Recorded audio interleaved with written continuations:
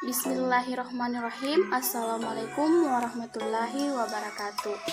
Perkenalkan, nama saya Putri Aurora, NIM 1914-20983 dari Program Studi Pendidikan Biologi Angkatan 2019 Semester 4 Fakultas Keguruan dan Ilmu Pendidikan di Universitas 19 November Jakarta. Pada video kali ini saya akan membahas materi tentang respirasi pada tumbuhan, yang dimana untuk memenuhi tugas saya pada mata kuliah fisiologi tumbuhan. Adapun topik yang akan dibahas dalam materi respirasi yaitu yang pertama pengertian dari respirasi, yang kedua proses terjadinya respirasi pada tumbuhan, yang ketiga mekanisme respirasi, dan yang terakhir atau yang keempat faktor-faktor yang mempengaruhi respirasi. Yang pertama itu pengertian respirasi. Respirasi adalah suatu proses pembebasan energi yang tersimpan dalam zat sumber energi melalui proses kimia dengan menggunakan oksigen. Respirasi juga diartikan sebagai reaksi oksidasi senyawa organik untuk menghasilkan energi yang dimana digunakan untuk aktivitas sel dan kehidupan tumbuhan seperti sintesis, gerak, pertumbuhan, dan perkembangan. Selanjutnya yaitu proses terjadinya respirasi pada tumbuhan. Ada beberapa tahap dalam proses respirasi pada tumbuhan. Oksigen ditangkap atau diserap dari udara bebas di lingkungan sekitarnya. Proses transportasi gas-gas secara keseluruhan berlangsung secara difusi. Oksigen yang masuk dalam sel tumbuhan kemudian mengalami difusi melalui ruang antar sel, sitoplasma, dan membran sel. Karbodioksida yang dihasilkan akan dikeluarkan dari sel tumbuhan melalui proses difusi. Jika oksigen sudah diambil dari udara bebas, barulah proses respirasi terjadi. Proses ini terjadi dari beberapa tahap, yaitu glikolisis, dekarboksilasi, oksidatif, siklus Krebs, dan transfer elektron. Yang selanjutnya yaitu mekanisme respirasi. Respirasi dapat dibedakan menjadi dua macam, yaitu mekanisme respirasi aerob dan mekanisme respirasi anaerob. Baiklah, yang pertama itu kita bahas mekanisme respirasi aerob, yaitu suatu proses respirasi yang membutuhkan oksigen yang terdapat di udara bebas. Yang pertama itu glikolisis. Glikolisis merupakan proses pengubahan molekul sumber energi, yaitu glukosa yang mempunyai 6 atom C menjadi senyawa yang lebih sederhana, yaitu asam pirufat yang mempunyai 3 atom C. Reaksi ini berlangsung di sitoplasma. Reaksi ini memiliki 9 tahap reaksi yang dikatalisis oleh enzim. Dari 9 tahap reaksi tersebut dapat dikategorikan menjadi 2 tahap, yaitu fase persiapan terdapat pada tahap 1-4 dan fase oksidasi tahap yang 5-9 tahap.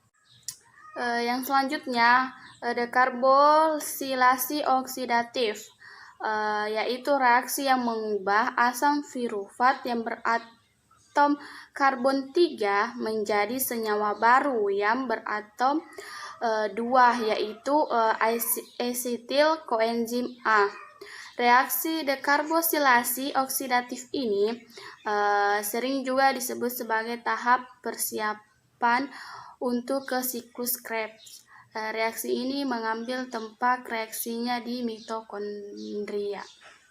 Dan selanjutnya daur asam sitrat atau siklus Krebs merupakan pembakaran asam pirufat secara aerob menjadi karbon dioksida dan air serta sejumlah energi kimia yang lain. Asetil-CoA Koenzim A merupakan mata rantai penghubung antara glikolisis dan siklus Krebs. Reaksi ini berlangsung di dalam matriks mitokondria, fase pembentukan asam sitrat dan fase asam oksilasetat.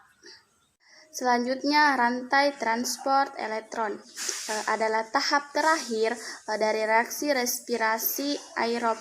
Transport elektron sering juga disebut sebagai sistem rantai respirasi atau sistem oksidasi terminal. Transport elektron berlangsung pada kristal atau membran di dalam mitokondria. Molekul yang berperan penting dalam reaksi ini adalah NADH dan FADH2 yang dihasilkan dari reaksi glikolisis, dekarbosilasi oksidatif, dan siklus Krebs. Yang selanjutnya yaitu mekanisme respirasi anaerob. Kita harus tahu apa itu dari mekanisme respirasi anaerob. Mekanisme respirasi anaerob yaitu dapat berlangsung pada biji-bijian yang tampak kering seperti jagung, kacang, padi, biji bunga matahari, dan lain sebagainya. Akan tetapi pada buah-buahan yang basah pun dapat terjadi respirasi anaerob, yaitu hasil dari respirasi anaerob di dalam jaringan tumbuhan tinggi tersebut kebanyakan bukanlah alkohol, melainkan bermacam-macam asam organik seperti asam sitrat, asam malat, asam oksalat, dan asam tartarat, dan asam susu. Di mekanisme respirasi anaerob juga itu terjadi fermentasi. Fermentasi adalah sebuah proses produksi energi dalam sel tanpa membutuhkan oksigen. Selanjutnya itu faktor-faktor yang mempengaruhi respirasi. Yang pertama, faktor internal, yang dimana faktor internal itu merupakan faktor yang berasal dari di dalam tumbuhan itu sendiri, yang terdiri dari satu, jumlah plasma dalam sel, yang dimana jaringan-jaringan meristem mudah memiliki sel-sel yang masih penuh dengan plasma dengan viabilitas tinggi, biasanya mempunyai kecepatan respirasi yang lebih besar daripada jaringan-jaringan yang lebih tua, di mana jumlah plasma sudah lebih sedikit. Yang kedua yaitu jumlah substrat respirasi. Dalam sel tumbuhan dengan kandungan substrat yang sedikit akan melakukan respirasi dengan laju yang tinggi. Substrat utama dalam respirasi adalah karbohidrat. Yang ketiga, respirasi pada tumbuhan. Respirasi pada tumbuhan mudah lebih tinggi daripada tumbuhan yang sudah dewasa atau lebih tua. Hal ini dikarenakan pada tumbuhan muda jaringannya juga masih mudah dan sedang berkembang dengan baik. Selanjutnya, faktor eksternal. Yang dimana faktor eksternal adalah faktor yang berasal dari luar sel atau lingkungannya, yang terdiri dari satu, suhu, yang dimana suhu itu mempengaruhi kecepatan reaksi respirasi akan meningkat untuk setiap kenaikan suhu. Yang kedua itu kadar O2 udara. Makin tinggi kadar oksigen di atmosfer, maka makin tinggi kecepatan respirasi tumbuhan. Yang ketiga itu kadar air dalam jaringan. Naiknya kadar air dalam jaringan, kecepatan respirasi juga akan meningkat. Keempat, cahaya, yang dimana cahaya dapat meningkatkan laju respirasi pada jaringan tumbuhan yang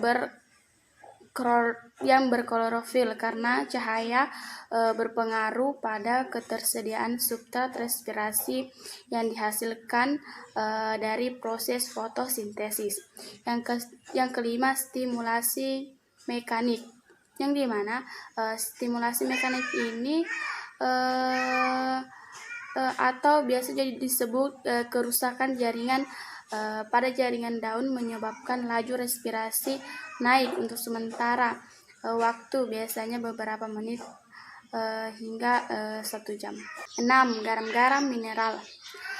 Jika akar menyerap garam-garam mineral dari dalam tanaman, laju respirasi meningkat karena hal ini dikaitkan dengan energi yang diperlukan pada saat garam atau ion diserap dan diangkut di dalam tumbuhan. Itulah tadi materi yang saya bahas tentang respirasi. Kurang dan lebihnya mohon dimaafkan. Wassalamualaikum warahmatullahi wabarakatuh.